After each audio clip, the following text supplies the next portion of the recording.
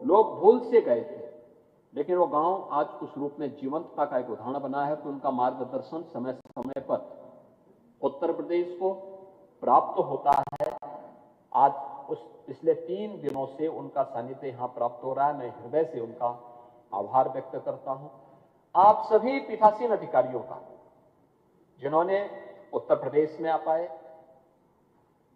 उद्घाटन सत्र में मुझे रहना था और मैं एक दिन पहले तक था, लेकिन अचानक हम लोगों को दिल्ली कार्यक्रम में, एक महत्वपूर्ण कार्यक्रम में जाना पड़ा और कल जैसे ही वहां से छुट्टी मिली, मैं सीधे वापस आया और रात्रि में माननीय अध्यक्ष जी के रात्रि भोज के कार्यक्रम में आप सबसे मेरी वहां पे मुलाकात भी हुई और मुझे बहुत अच्छा लगा कि आज आप सब, आपसे मुझसे एक बार और संपर्क और संवाद का अवसर प्राप्त हुआ है और मैं जरूर इस बारे में हम लोग प्रयास करेंगे कि इस पीठासीन अधिकारियों के सम्मेलन के अवसर पर जो भी कार्य योजना बनेगी, उत्तर प्रदेश सरकार का उसमें भरपूर सहयोग मिलेगा। उसको आगे बढ़ाने में हम पूरा उसका सम्मान भी करेंगे, उसको प्रभावी ढंग से लागू करेंगे।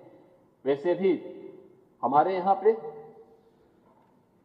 यानी पीठ का और सरकार का जो अप्रोच होता है वह हमेशा प्रोएक्टिव होता है, रिएक्टिव नहीं होता है। ऐसा नहीं होता है कि ऐसी नौबत नहीं आती है कि सरकार ने नहीं किया तो हम सरकार को घेर देंगे, या फिर ऐसा नहीं होता है कि अगर पीठ ने कभी विपक्ष को मौका ज्यादा दे दिया तो सरकार भी रिएक्टिव नहीं होती, प्रोएक्टिव होती है। क्योंकि ये पीठ का दायित्व बनता है कि वो दोनों में संतुलन बनाए और संतुलन बनाने का काम करते हैं। और हम भी मानते हैं कि भाई देखो, ये पीठ का दायित्व है, पीठ अपना दायित्व निर्वहन कर रही है। हमारा दायित्व है कि काम जो हो रहा है हमारे लिए हो रहा है, इसलिए हमें इसको और पॉजिटिव तरीके से आगे बढ़ाना। तो प्रोएक्टिव तरीके से हमारे दोनों पीठासीन अधिकारी, यहाँ के हमारे माननीय अध्यक्ष विधानसभा भी और माननीय सभापति विधान परिषद भी लगातार इस दिशा में आगे बढ़ाते हैं।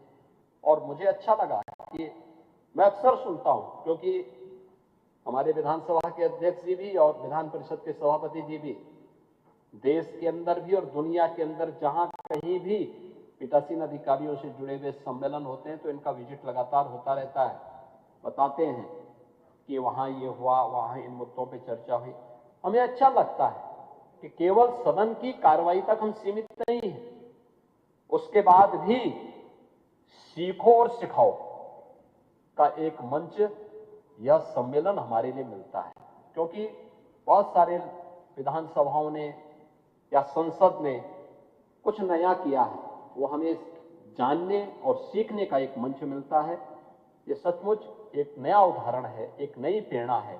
मैं इस अवसर पर एक बार फिर से आप सभी का हृदय से आभार व्यक्त करते हुए आप सबके प्रति अपनी मंगलमय शुभकामनाएं भी देता हूं और विश्वास करता हूं कि आगे भी उत्तर प्रदेश को जो भी दायित्व दिया जाएगा, उत्तर प्रदेश इसको बहुत प्रभावी ढंग से आगे बढ़ाने का कार्य करेगा। आप सबका मैं एक बार फिर से हृदय से अभिनंदन करता हूं।